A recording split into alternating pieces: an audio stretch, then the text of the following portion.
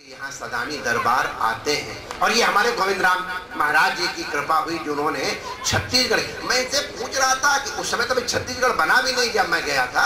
मैंने कहा ये यहाँ इन्होंने कहाँ से जगह छाट ली, जरूर कोई ये क्रांतिदर्शी पूर्व देखने वाले महापुरुष जो ऐसी जगह छाटी कि उसी के आसपास और नया शहर बसने।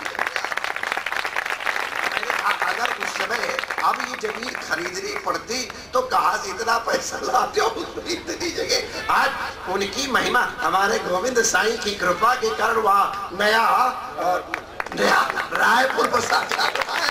क्या साईं की महिमा।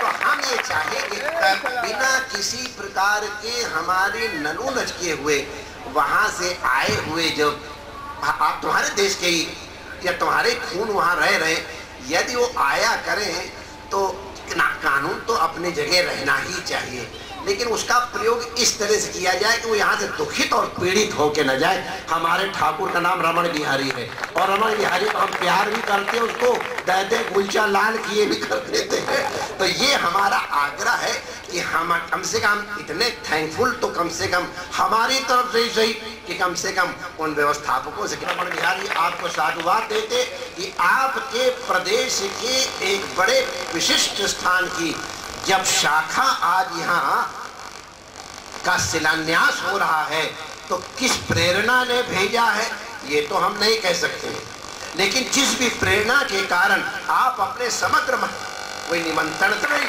यही आनंद वन की पहचान है।